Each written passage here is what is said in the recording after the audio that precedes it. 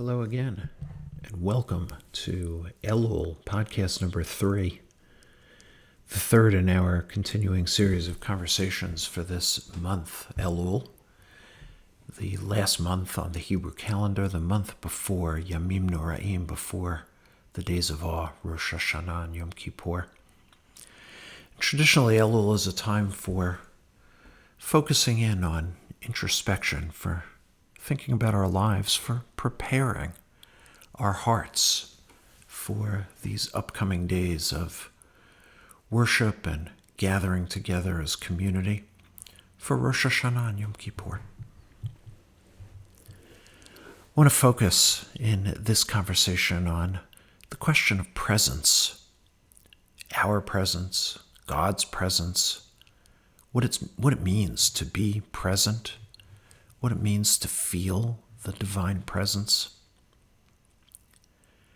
The synagogue that I grew up in had written over the bima the words "Da lifnei mi ata omed," know before whom you stand.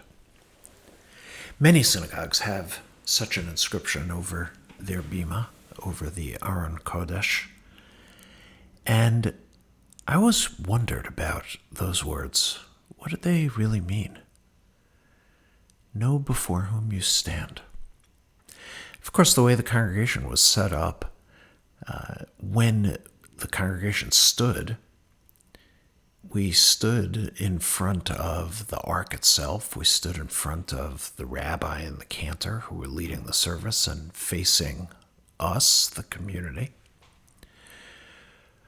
But of course, the idea is that we're meant to recognize, to acknowledge that when we stand in prayer, when we stand to do anything, when we don't stand at all, it is in front of God that we're standing or not standing, praying or not praying. For much of this conversation, I'll be drawing on the work of Rabbi Dov Singer. Rabbi Singer is the head of Yeshivat Makor Chaim in Israel. It's a study center for renewal. He's an educational innovator, very interesting, spiritual guide and teacher. And Rabbi Singer has a fairly new book out that is called Prepare My Prayer, Recipes to Awaken the Soul. And one of his chapters is entitled Da lifnei mi ata omed, know before whom you stand. He brings to us a prayer attributed to Rebbe Nachman of Bratslav. May I believe with perfect faith that the world is filled with your glory, and that when we pray, you stand before us, and you hear and listen and notice every word of our prayer. May I know before whom I stand, before the King of Kings, the Holy Blessed One. As a result, may I experience fear and awe before you. May I have profound intent in my every word of prayer. May I not lose my focus at all on any word of the prayer. I love the way Nachman plays here with I and you. I stand before you. May I know before whom I stand. But also you, capital Y, you stand before us. You hear and listen and notice. I and you standing together.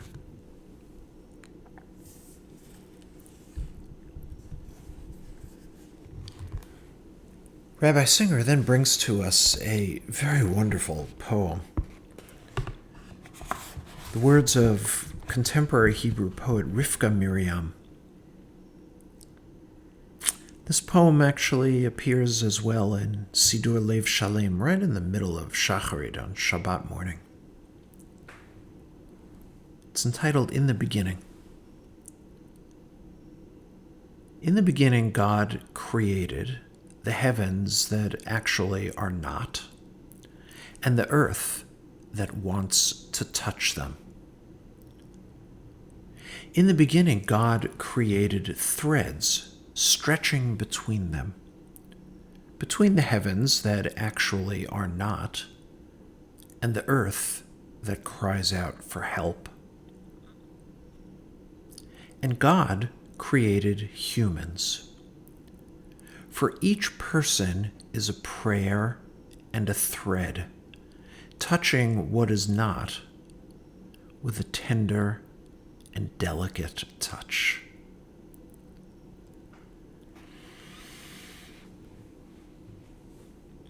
The poem is so subversive in its way and at the same time so beautiful and inspiring. Maybe the heavens exist, maybe they don't. But we on earth deeply desire to touch those heavens. The poet's notion that each person is a prayer, each of us is a thread that reaches out, that touches what is not, but touches it with a tender and delicate touch, I find to be just so moving and so beautiful. Each of us is a prayer. So when I pray, I am present, seeking to be in touch with God, or you, capital Y, who may or may not exist. But my deep desire is to feel your presence, that presence, the divine presence. Da lifnei mi ata omed. Know before whom you stand.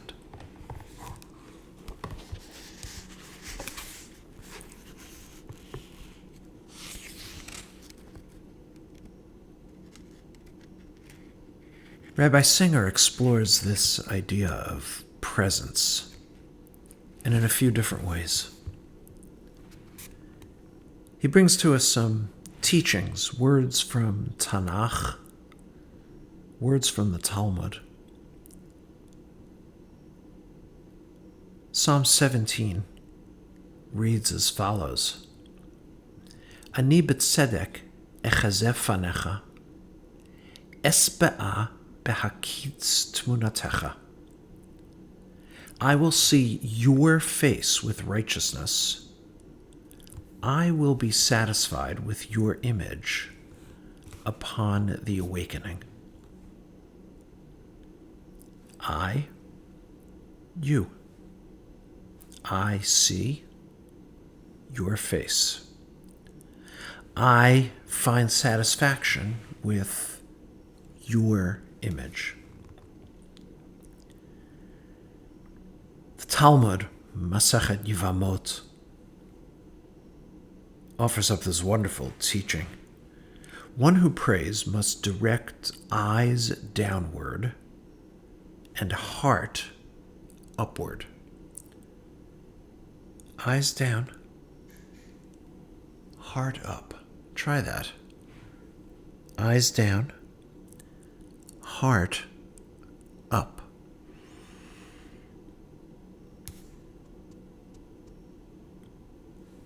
And here's Rabbi Singer's own reflection.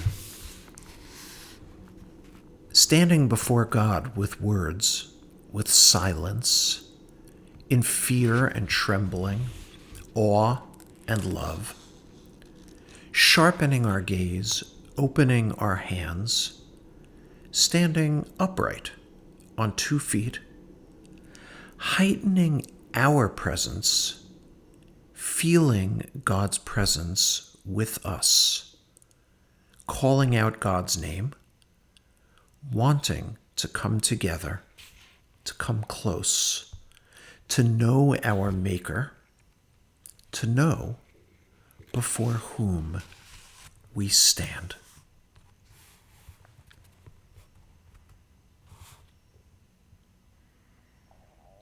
So how do we perceive that presence?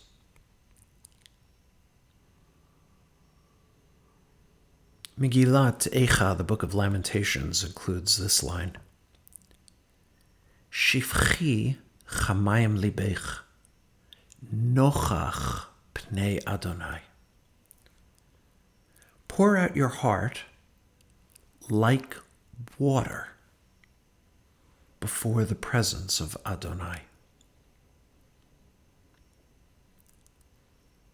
Pour out your heart like water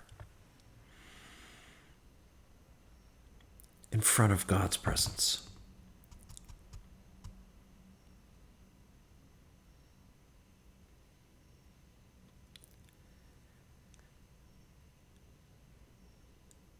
The Rambam, the great 12th century philosopher, legal scholar, community leader, Moses Maimonides,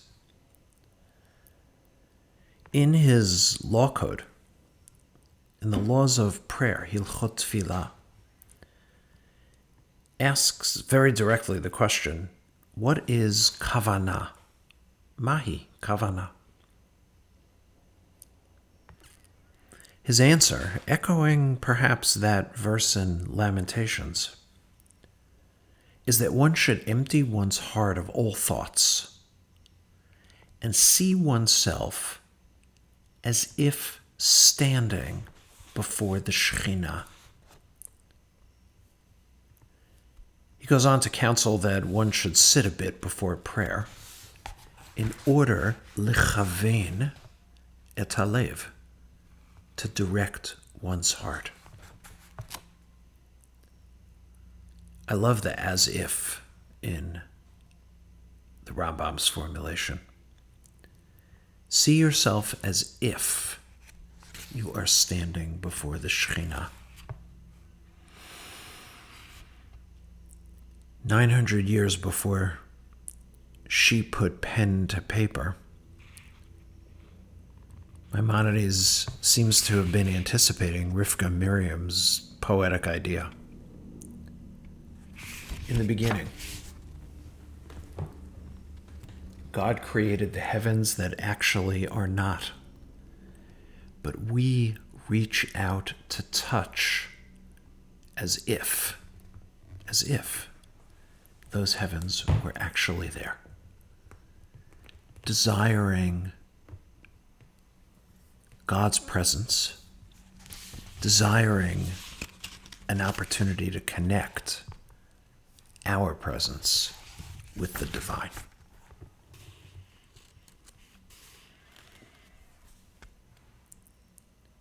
Rabbi Singer riffs on that idea very beautifully.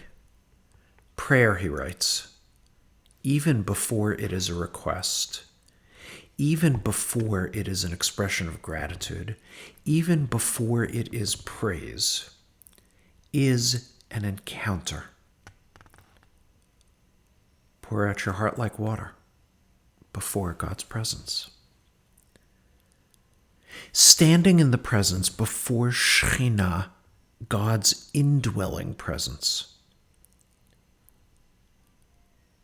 Therefore, the first step we take as we enter into prayer is the opening of consciousness to presence, to the sense that God is here, above me, in front of me, around me, inside of me. To the knowledge that all things I see around me are not only inanimate objects, rather they hold within them deep desire and yearning. To the sense that each and every person surrounding me truly exists, present and full of longing. And the source of life is also here, reachable, close, touching.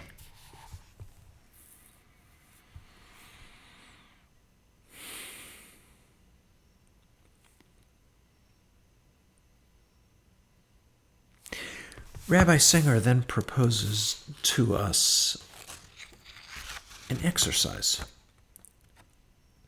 An exercise in mobilizing presence, in heightening awareness of presence. Perhaps we can try it together. His suggestion is work in pairs. 2 roles. One is present. One gives presence. And with your partner, sit together for a few minutes. The present one is simply present, focusing on the very essence of her, his existence. Breathing deeply, slowly, relaxing the body, letting go of all thoughts. The one who gives presence is aware, trying to feel the very presence of the other. Not their thoughts, not their desires, not who they are or what they are.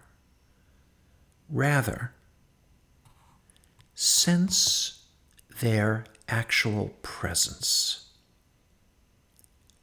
Just let this presence impact, pass through, envelop.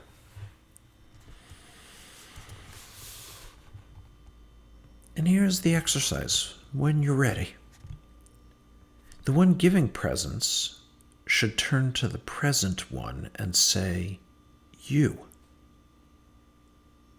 Once, twice, 3 times, 10 times.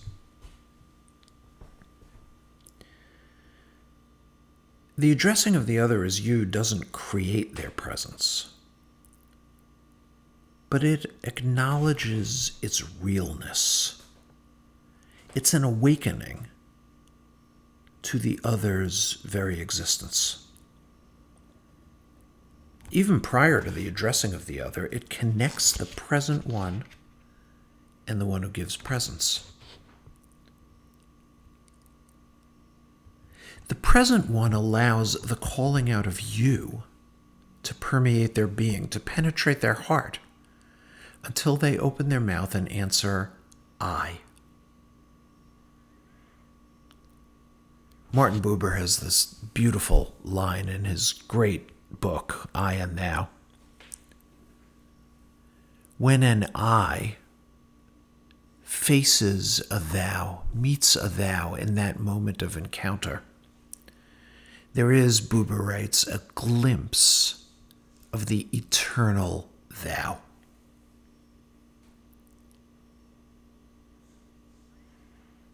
I and you. I and thou.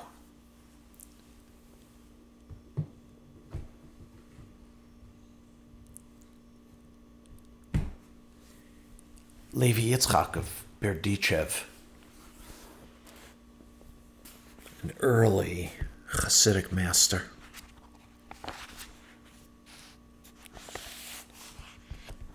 has a very wonderful prayer, a poem that he calls the Song of You.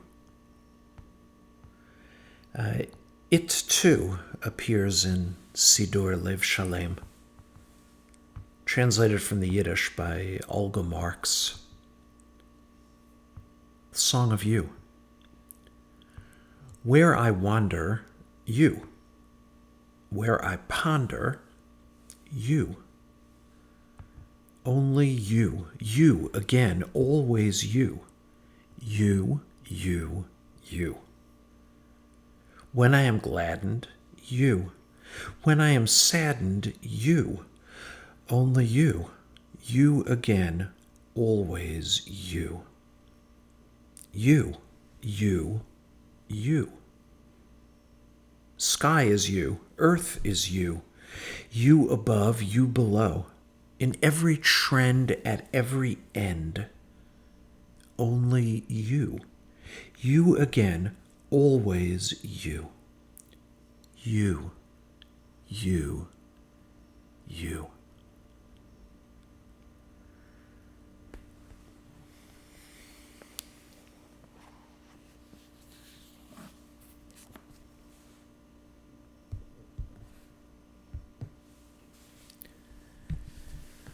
One of the central prayers of Yom Kippur,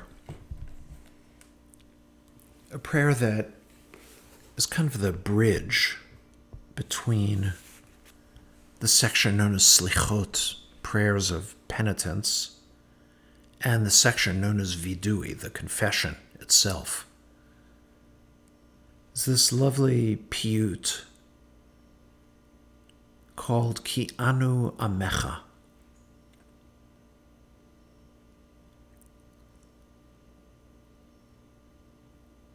We are your people, and you are our God. We are your children, and you are our parent. We are your servants, and you are our master. We are your congregation, and you are our portion. We are your heritage, and you are our destiny. We are your flock, and you are our shepherd. We are your vineyard, and you are our guardian. We are your creatures, and you are our creator. We are your spouse, and you are our beloved. We are your cherished ones, and you are near to us. We are your people, and you are our sovereign.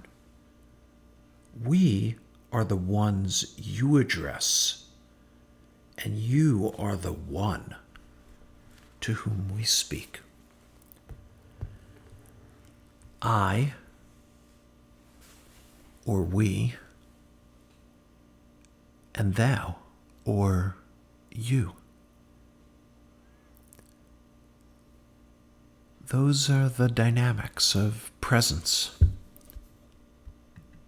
of being present for one another, of being present in the world, of standing in God's presence. Not only on Yamim Noraim, on the days of awe, on Rosh Hashanah and Yom Kippur, but every day, starting right now.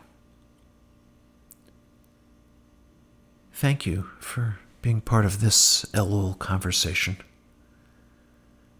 I look forward to being together with you again next week as we continue to spend some time together during these days of Elul, preparing our hearts, readying our spirits for Rosh Hashanah and Yom Kippur.